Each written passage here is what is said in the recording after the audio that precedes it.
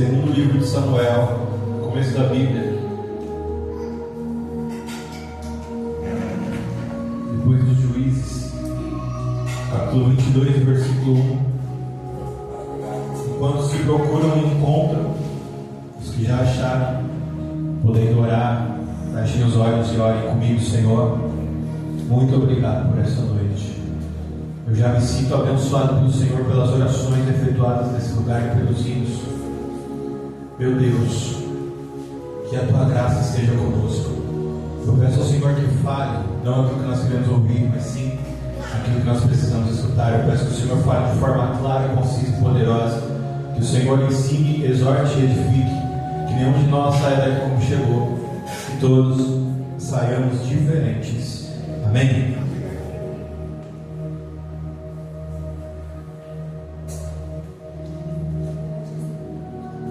Este é o hino que Davi dedicou e cantou a Yahvé, quando o Senhor o livrou de todos os seus inimigos e das garras de Saul. Diz o cântico de Davi: o Senhor é meu penhasco e minha fortaleza. Quem me liberta é o meu Deus. Ele me abrigo, meu rochedo, meu escudo e o poder que me salva, minha torre forte e meu refúgio. Ó meu Salvador, Tu me livras da violência. Digno é o Senhor de todo o louvor. Eu invoco Yahvé e sou salvo dos meus inimigos.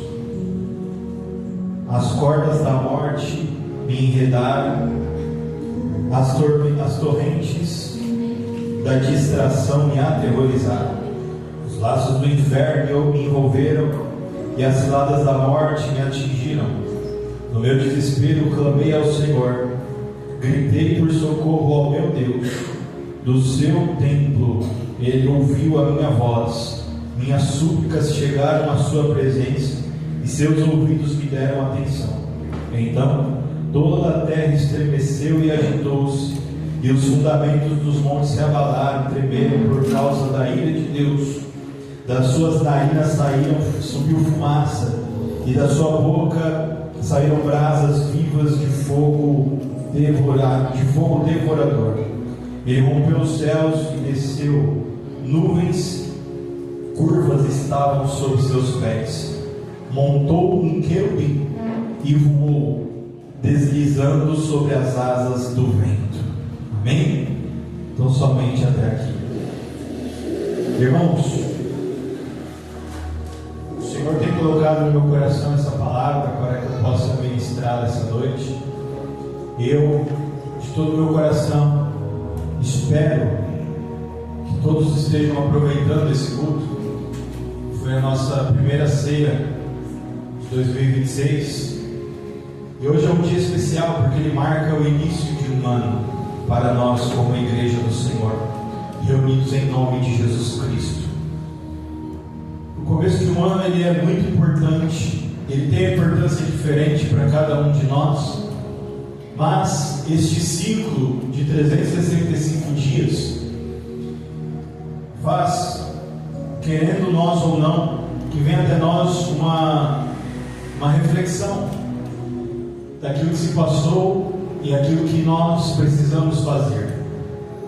Alguém sábio vai procurar pelos seus erros, tentar aprender com eles e vai se preparar para cometer erros novos, porque o problema não é errar, o problema é errar nas mesmas coisas. Glória a Deus. Mas hoje podemos trazer de uma forma coletiva essa reflexão. Hoje em janeiro, hoje eu não sei que dia é hoje, dia 11 de janeiro de 26, já passamos pelas festas, pelas comemorações.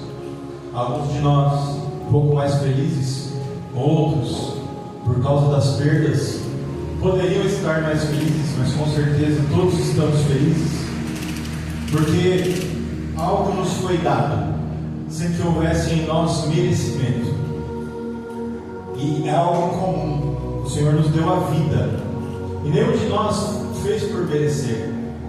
O Senhor disse a Jó, no livro de Jó, Deus na verdade perguntou para Jó: quem primeiro me deu para que eu retribuísse. Então todos nós recebemos algo que, não importa o que nós tenhamos feito, não alcança o merecimento da vida que é em nós. Você pode estar doente, ter problemas financeiros, ou qualquer outro tipo de coisa que parece que não tem solução. Mas se você estiver vivo, ainda existe uma amanhã. Pode ser que Deus faça um milagre, pode ser que você olhe algo e enxergue algo que você ainda não estava vendo. A esperança é boa, a fé é maravilhosa, mas nenhuma dessas coisas se manifesta se não houver vida. Eu não sei se você está triste, se você está angustiado, se a luta ou a aprovação bateram na sua porta de alguma forma, em alguma área da sua vida. Mas eu sei que se você estiver vivo, e você está, porque não temos cadáveres aqui nessa noite, todos os que aqui estão acordaram hoje pela manhã, porque o Senhor te deu mais um dia de vida. Assim como Ele deu um ano inteiro passado, assim como Ele te deu uma vida inteira até o dia de hoje, dia 11 de janeiro de 2026. Não sabemos quantos dias nós temos para frente, mas nós sabemos que Deus já fez coisas poderosas nas nossas vidas. E o melhor do Senhor, segundo a palavra de Deus, ainda está por vir. Então, se você estiver vivo, algo poderoso, algo bom, algo abundante, algo que Deus ainda não fez por ninguém, ainda pode e será feito na sua vida, em nome de Jesus. Amém? Irmãos, o Senhor colocou algo no meu coração para que eu falasse aqui essa noite, e eu tive a honra de servir com o meu irmão Márcio aqui na Santa Ceia do Senhor. Se eu já fiz isso algum dia, não me lembro. Glória a Deus. Eu me sinto muito honrado de fazer qualquer coisa na casa de Deus. Eu já tive, não sozinho, mas na adolescência ou alguns anos atrás, eu já tive a chance de ajudar as irmãs que estavam lavando a igreja. Em outros ministérios, lá no passado, quando eu era criança, vendia convite para a festa do cachorro quente, para a festa do sorvete, para levantar fundos para a igreja.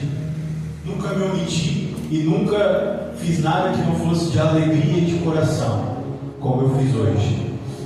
Mas, quando a pastora me chamou para ajudar a servir a Santa Ceia, algo queimou no meu coração.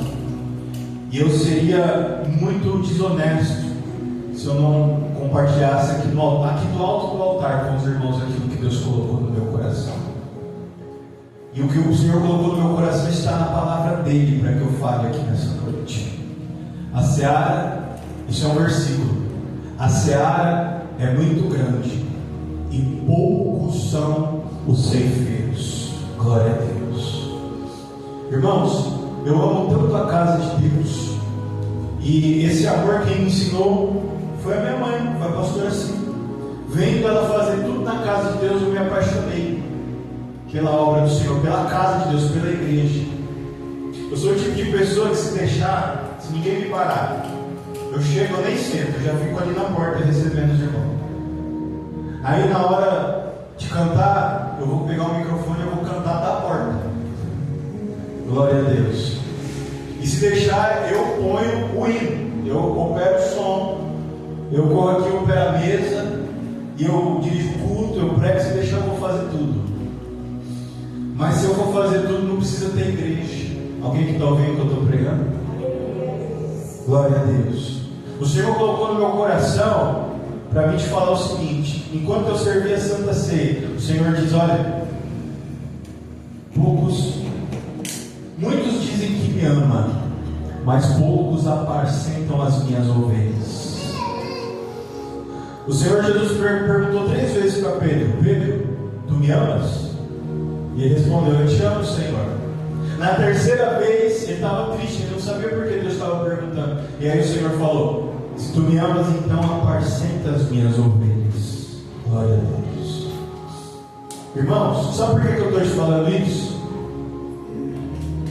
Eu já vi cultos das pessoas brigarem para saber quem ia dirigir o culto, das pessoas brigarem para saber quem ia tocar um instrumento, das pessoas ter briga entre um não falar com o outro para saber quem ia cantar.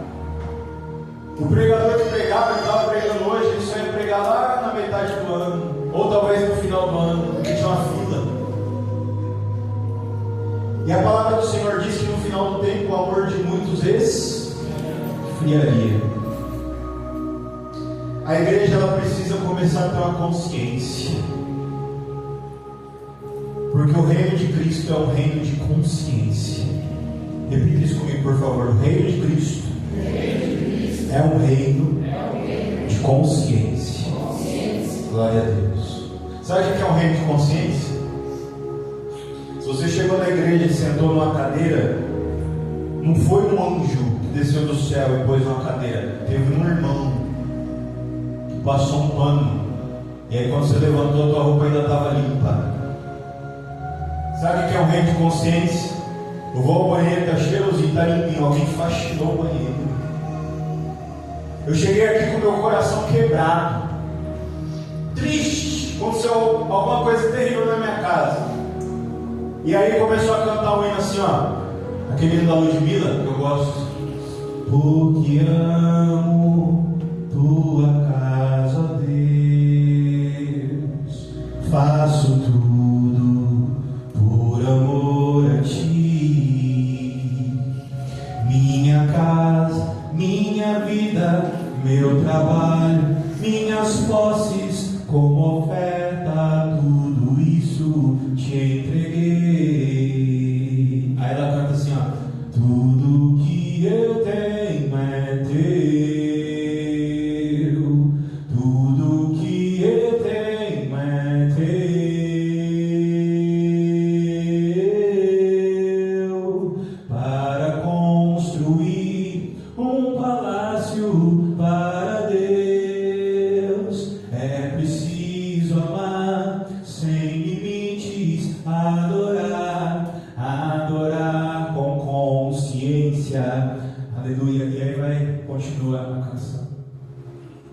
Você já parou para pensar quantas vezes você chegou quebrado na igreja, com teu casamento destruído, teus pais em pé de guerra, tendo sido mandado embora sem direito, e aí você sentou e começou, eu dei um exemplo, mas começou a cantar um hino qualquer, e enquanto o hino estava sendo entoado, veio uma voz no teu ouvido e falou assim, ó, você não está sozinho, parece que tudo acabou, mas eu coloco um começo novo no final de todas as coisas.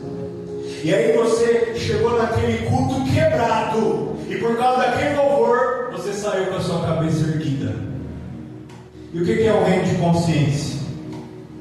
Alguém ensaiou aquele hino, alguém não sabia cantar aquele hino, aprendeu, se trancou dentro da igreja, perdeu uma tarde inteira que podia estar fazendo qualquer coisa, mas aprendeu a cantar um hino, e veio aqui cantar, para que o seu coração fosse consolado no Senhor. Quem sabe você está ouvindo hoje essa palavra, e ela já falou no coração de alguém aqui essa noite. E essa palavra eu posso te dizer que não é porque eu me esforcei, nem porque eu sou bom, mas eu já preguei muito errado para aprender a pregar certo. Eu já recebi muita reprova de pastor, já passei por muita humilhação para conseguir pregar a palavra do Senhor com convicção, com a certeza do apóstolo Paulo. Sabe o que o apóstolo Paulo falou? Se um anjo descer do céu e anunciar para vocês um evangelho diferente desse que eu estou anunciando, é mentira, é anátema, não acreditem no anjo. Irmão, só tem convicção quem já passou pela luta, quem já passou pela prova. Sabe por que eu estou falando tudo isso para você? Porque um reino de consciência, ele consiste em, meu Deus, eu não sei o que o Senhor quer de mim, mas eu me coloco à tua disposição, e aquilo que o Senhor mandar eu fazer, eu vou fazer. Se o Senhor não mandar eu fazer nada, eu não vou fazer nada, mas se o Senhor colocar no meu coração, eu vou virar um obreiro na tua casa. Alguém aqui está ouvindo o que eu estou pregando? Irmão, não é porque você entrou aqui para receber uma palavra que você é obrigado a trabalhar, não. A palavra do Senhor diz que Deus chamou a cada um segundo o seu ministério. Alguém aqui está ouvindo o que eu estou pregando?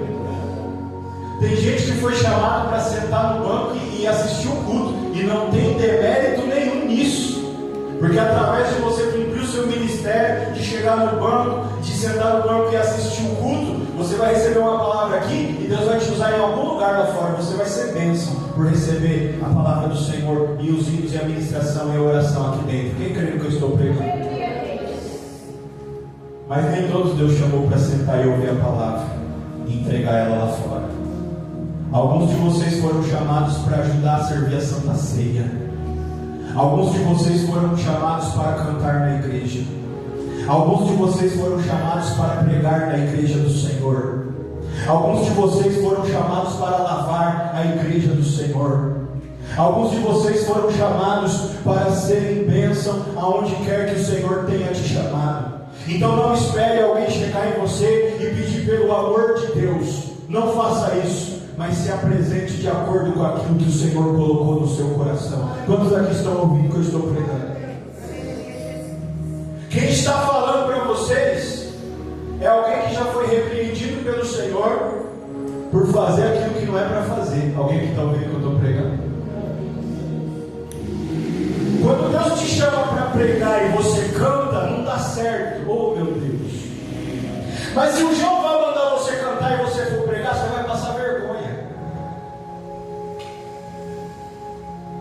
Aleluia. E não é exclusividade sua fugir do que o Senhor te mandou fazer. A palavra do Senhor fala sobre Jonas. Repita isso comigo, Jonas. Jonas era profeta e Deus mandou ele entregar uma profecia para Nínive. O que ele fez? Pegou o caminho. Só que enquanto ele não fez o que Deus mandou ele fazer, o que aconteceu com Jonas? Deu tudo. Mas não foi que deu tudo errado, irmão. Deu tudo muito errado. E ele sabia o porquê que estava dando errado. Você sabe o que é duro? Alguém pedir ajuda, alguém falar assim: irmão, me ajuda em oração, me abra uma palavra. E aí você olha para a pessoa e fala assim: eu já sei, não precisa nem orar, eu já sei o que está errado. Deus mandou ir para Nínive. E a pessoa está pegando o caminho. Quem é que ouve o que eu preguei? Eu não sei o que você veio buscar aqui nessa noite, mas o Senhor está falando com Jonas aqui hoje. Isso aqui tem alguma coisa a ver com o que eu li? Mas o Senhor sabe com quem Ele está falando. Todo mundo aqui já foi criança. Eu acho que ninguém aqui nasceu adulto. Você lembra quando você chegava da escola, quando você chegava em casa, que a professora tinha escrito um bilhete no seu caderno? E ela escrevia embaixo ciente, e riscava uma linha que o seu responsável tinha que assinar? Alguém aqui lembra disso? É claro que vocês lembram. Estou falando com nenhuma alecrim dourada aqui. Glória a Deus. Irmão, você lembra a sensação que você tinha indo para casa? Que às vezes era no final da aula. Você pegava, você punha aquele caderno na bolsa e falava: meu Deus, acabou meu dia.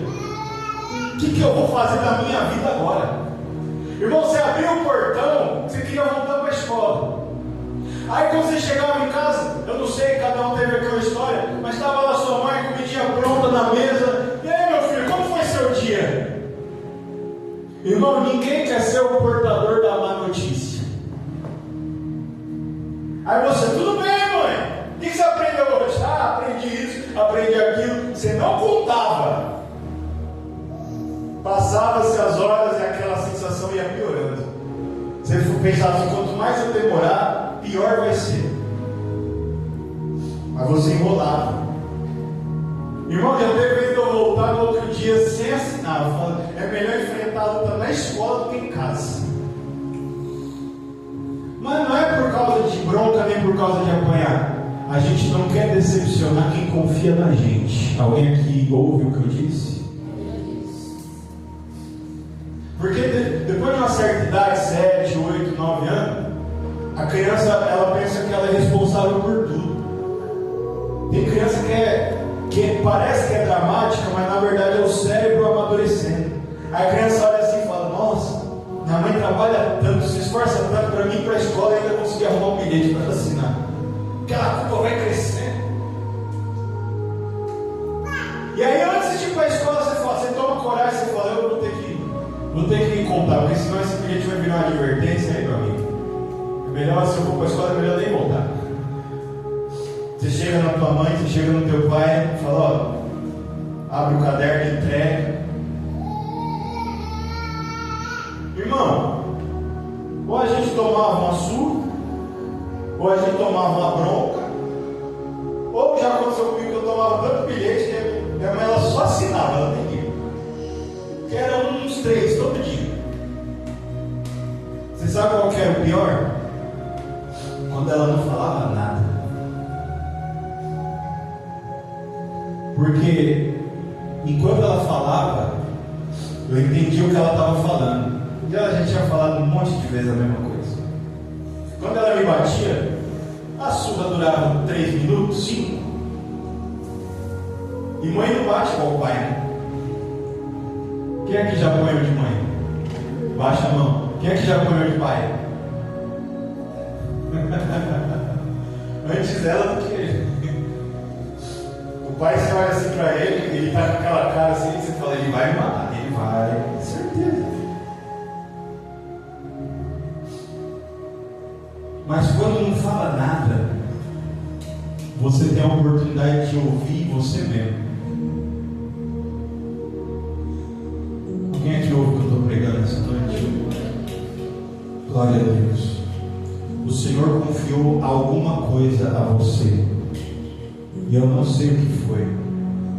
Mas enquanto você não ir lá e fazer o que o Senhor confiou a você, você não vai ter paz na sua vida.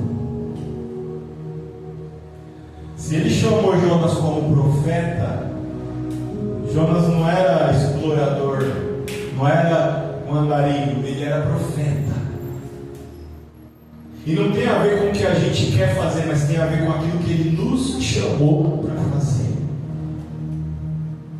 O profeta não queria profetizar o tempo todo, mas profetizar é o que ele fazia de melhor. Aleluia. Então, em algum momento ele entendeu e ele foi a contragosto e fez o que Deus mandou. O Senhor não está perguntando se você quer fazer. Ele está dizendo, eu te preparei, eu investi em você, eu te dei o dom, eu te dei o talento, eu te chamei pelo teu, antes que você estivesse no ventre da tua mãe, eu te conheci, e as nações te dei por cantor, por profeta, por obreiro, te dei por mensageiro, te dei por administrador, te dei por provedor da minha obra. E essa chama queima dentro de nós. Tanto é que nós podemos estar em qualquer lugar, ainda que nós não vamos até Ele, Ele vem até nós. Ele escolheu Davi para ser o rei de Israel. E assim como ele falou com o profeta Jeremias, ele fala com todos nós. E ele falou com Davi: antes que você existisse no ventre da sua mãe, eu te chamei como rei de Israel. Só que Davi nasceu na descendência real. Ele era filho primogênito de Saul? Não! Ele era filho de Jessé, cuidando das malhadas, atrás da propriedade do seu pai, sozinho. E o Senhor visitava ele. E aquela chama queimava dentro do coração de Davi. E ele era rei, mesmo que ninguém visse que ele era rei. Porque quando o Senhor nos chama, Ele nos chama no oculto, no profundo e no escondido. Ei! O chamamento de Deus, ele não vem em público. O chamamento de Deus, ele vem no secreto. É aquelas coisas que a gente sonha, que a gente não sabe por que a gente dormiu e sonhou com aquilo. É aquilo que a gente deseja, que a gente nem conta para ninguém por causa de ter vergonha, mas está no nosso coração. E a nossa vergonha é porque é tão grande. É destinado a pessoas que estudaram uma vida inteira, mas está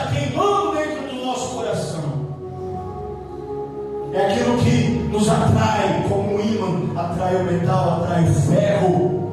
E nós não explicamos, mas é como se algo nosso estivesse lá e algo de lá estivesse em nós. Quantos aqui ouvem o que estou pregando? E o que nos separa daquilo que o Senhor nos escolheu para sermos e fazermos? Porque nós somos o que fazemos. Alguém aqui ouve isso? Nós somos o que nós fazemos. E nós fazemos aquilo que nós somos. E o que nos separa de fazer aquilo que nós nascemos para fazer? A palavra do Senhor vai chamar de serpente, a antiga serpente, Satanás, que joga os seus laços, os seus planos, que coloca os seus tranca-ruas, que coloca as suas armadilhas, que nos fazem desacreditar no Deus da promessa, que nos fazem desanimar daquilo que o Senhor tem para nós. Só que, se nós olharmos para dentro, sabe o que nós vamos enxergar? Nós vamos enxergar o Senhor. Ele está em nós, Ele habita em nós. Nós somos o templo e a morada do Espírito Santo de Deus. Ele diz: eu habito em vós, vós sois a minha casa. Glória a Deus, se assim o quiseres. Para isto fostes feitos. Somos os vasos de barro que abrigam a glória de Deus. Por isso que quando a igreja nós olhamos para fora, fica tudo tão longe, fica tudo tão pequeno, fica tudo tão sem sentido, porque o que é nosso não está fora, mas quando nós olhamos para dentro, nós vemos a glória de Deus, nós vemos a face do Senhor, nós vemos o poder do Altíssimo, e que Ele nunca nos deixou. Foi nós que paramos de olhar para dentro, foi nós que paramos de olhar para Ele. Mas Davi nos dá um exemplo da essência de quem sempre está olhando para dentro. E quem está olhando para dentro não se importa com a opinião daqueles que estão pelo lado de fora, e não se importa inclusive em estar sozinho. Porque quando ele vai defender uma das ovelhas da ursa que veio pegar uma das ovelhas, irmão, uma ovelha a mais, uma ovelha a menos, para quem cria a ovelha, que é o pai dele, que é aquele pecuarista, não ia fazer diferença. Mas para quem faz o certo, pelo prazer de fazer certo, mesmo que não tenha ninguém vendo, mesmo que ninguém vai perceber, faz toda a diferença. Alguém aqui ouviu o que eu preguei? Quando ele vai livrar a outra ovelha da boca da leoa, irmão, é a mesma coisa, uma ovelha a mais, uma ovelha a menos, o pai dele não vai sentir falta, mas ele vai. Glória a Deus. Tem coisa que a gente faz que a gente não sabe por que a gente faz, mas a gente sabe o que tem que fazer. Será que vale a pena arriscar a vida por causa de uma ovelha quando eu tenho muitas? E uma ovelha malhada, não é nem uma ovelha pura. Aquilo que é valoroso para você não vale nada para ninguém, mas vale para aquele que te enviou para fazer aquela obra. Quantos aqui vão ver? E é nisso que Deus nos dá vitória. Sabe o que vai fazer a diferença quando nós estivermos diante do Senhor? É aquilo que nós conquistamos da mão do Senhor enquanto estamos eu e Deus. Quando você estiver diante de Golias, o que vai determinar se você vai ter coragem de enfrentá-lo ou vai fugir dele, como todos estão fazendo, é aquilo que Deus te revelou no secreto.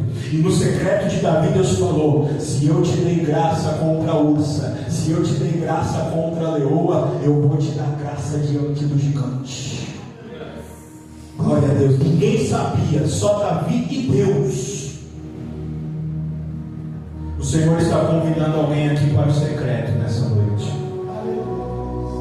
O Senhor está retirando alguém aqui para o deserto hoje. O Senhor está te chamando para um lugar onde ninguém quer ir, de livre livre e espontânea vontade, mas aquele que quer encontrar com Deus vai atender ao chamamento do Senhor. Quantos aqui ouvem? Jacó, repita comigo, Jacó.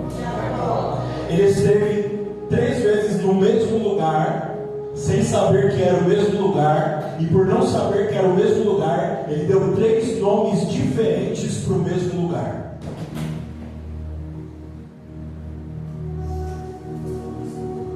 Eu abri essa caixa e vou fechar ela. O Senhor está chamando alguém para o secreto nessa noite. Alguém aqui crê nessa palavra? Só que todas as vezes que Deus chama alguém para o secreto, é porque Ele quer mostrar algo que é entre você e Ele, e mais ninguém pode nem ver nem saber. Quantos aqui ouviram? Vão ver e vão saber do tempo e na hora certa. Mas por enquanto Ele quer mostrar só para... Jacó engana o seu irmão Esaú. Para onde que ele foge? Deserto. A gente acha que está fugindo, mas na verdade nós estamos sendo atraídos. A mãe dele foge porque teu irmão vai te matar. Ela dá algum mantimento que acaba logo. Depois de algum tempo de caminhada, ele caminha para o meio do deserto. E ele fala: vou morrer, eu não tenho força para voltar, eu não sei para onde eu estou indo. A palavra do Senhor diz que está de noite, ele deita e faz uma pedra de travesseiro. Ele apoia a cabeça numa pedra. E quando ele dorme, ele tem uma visão. Ele vê uma escada onde tem anjos subindo e anjos descendo. E os anjos estão servindo ele. Quando ele acorda, ele tem força para continuar andando. Eu falhei, eu menti, eu enganei, mas a misericórdia do Senhor ainda está sobre mim. Ele vai chamar aquele lugar de Betel. Glória a Deus. A casa de Deus. Repita isso comigo: a casa de Deus. Meu irmão, aonde você está aqui nessa noite? Você está na casa de Deus. Você pode ter mentido, você pode ter enganado, mas aqui é o lugar onde a graça de Deus te alcança, aonde Ele anula a acusação de Satanás contra a vida daquele que sabe que pecou e não merece misericórdia, mas mesmo assim vem buscar pela mão do Senhor. Jacó vai embora, vai viver a vida dele, vai trabalhar para o sogro, trabalha 7 mais 7, 14, tem um monte de filho.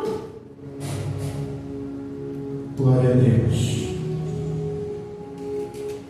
Ele volta no mesmo lugar que ele chamou de Betel, mas agora aquele lugar está com um nome diferente. Alguém chamou de Val de Jaboque.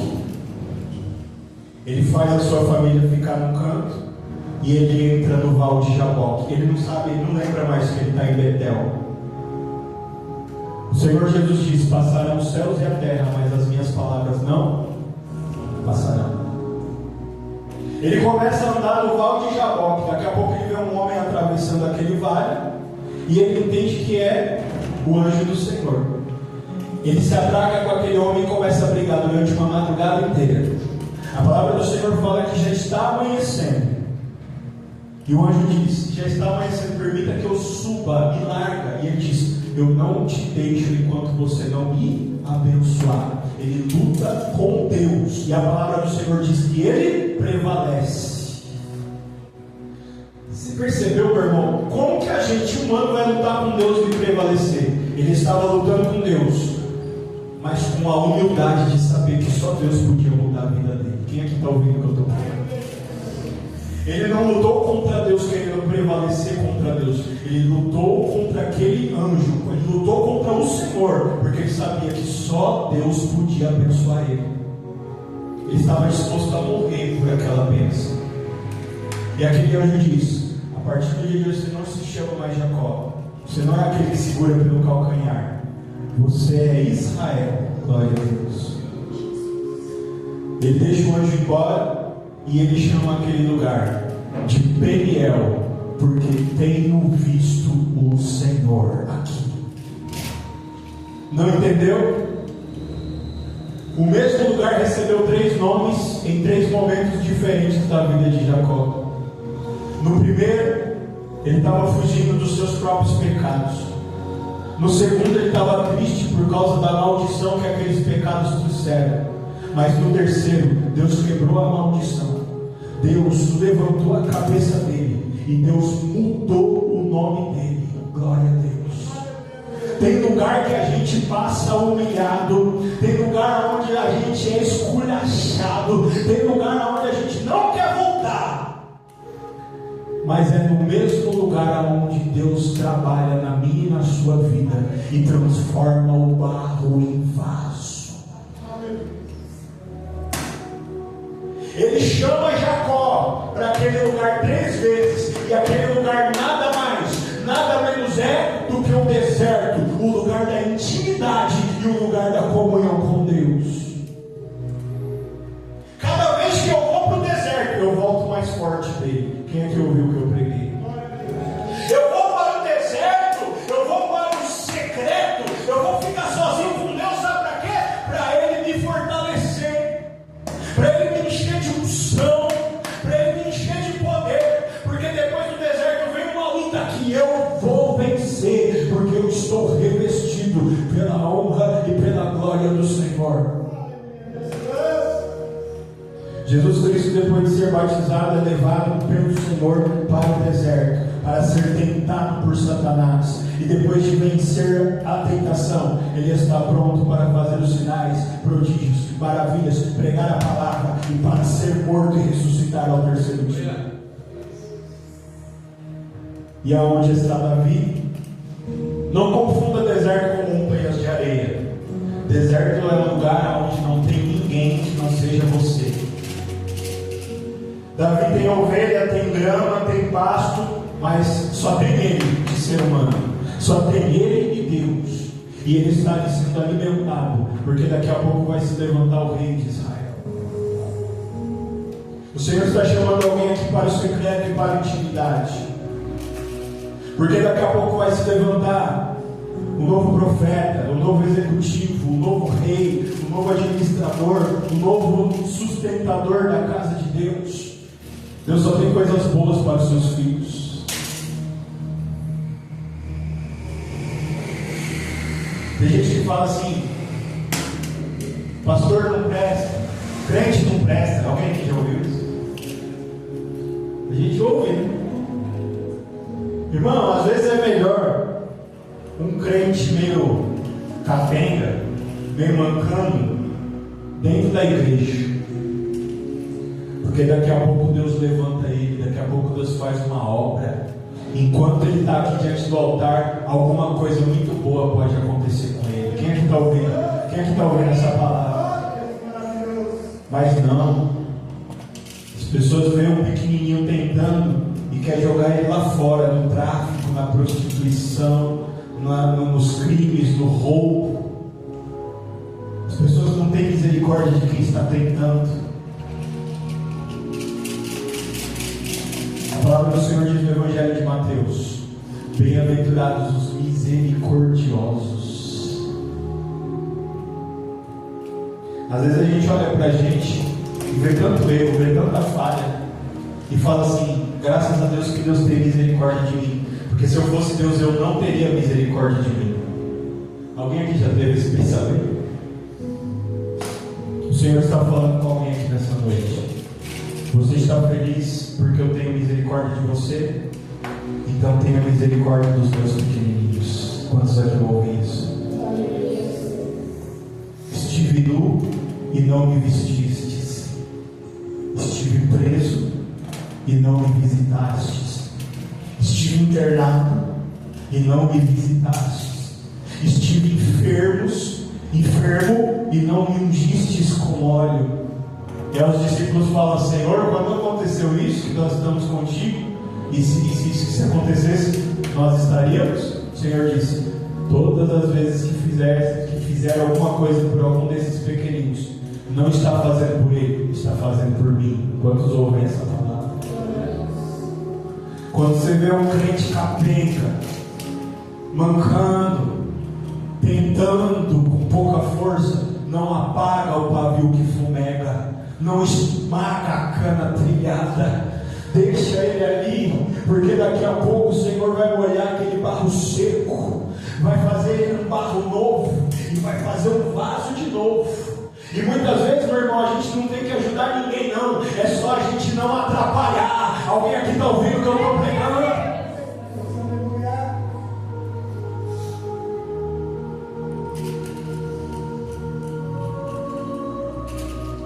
E aí, quando nós chegamos no capítulo 22 de 2 Samuel, o rei Davi está agradecendo ao Senhor, porque o caminho para o trono não foi fácil, mas aconteceu tudo que Deus falou pelo ministério do profeta Samuel que ia acontecer na vida de Davi. O Senhor está falando com alguém aqui nessa noite. O caminho para o trono que o Senhor preparou para você não é e não será fácil, mas vai acontecer tudo aquilo que Ele disse pela boca dos profetas e pela palavra do Senhor. Se você não desistir, se você não entregar os teus planos, os sonhos que Deus te deu, você vai cantar o hino da vitória em nome de Jesus. O capítulo 22 é alguém que está olhando para trás e está dizendo: eu não merecia, mas Deus cumpriu tudo que Ele falou. Aleluia. E o rei Davi, eu li alguns versículos, eu não li o capítulo 22 inteiro, mas o rei Davi disse: no dia que eu mais precisei, no pior momento da minha vida, ouça isso porque eu vou encerrar. Quando não tinha chão debaixo dos meus pés.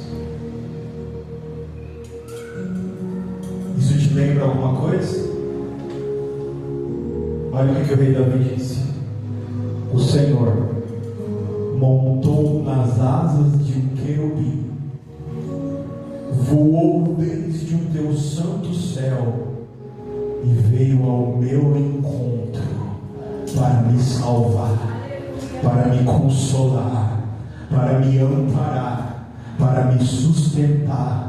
E eu fui recolhido debaixo das asas do Onipotente e descansei seguro diante do Senhor, debaixo da sua proteção.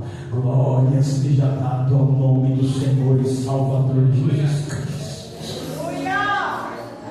Essa palavra é para lutadores, para quem já passou por coisas terríveis e que não tem medo de passar pelo que está na frente, porque maior é aquele que vos fez uma boa promessa. Maior é aquele que vos fez uma promessa que não fez a mais ninguém. Aquela que o olho não viu, que o ouvido não ouviu, que não chegou no coração do homem. Ele é fiel e Ele vai cumprir na tua vida em nome de Jesus. Não importa o que estão dizendo, não importa as notícias, não importa o prognóstico, não importa se o céu está escurecendo, não importa se Faraó está vindo atrás, não importa, não importa, não importa se Acabe no governo, se é Jezabel no governo. Ele está dizendo: aquilo que saiu da minha boca para a tua vida não volta atrás. Então não desista da minha promessa para a tua vida.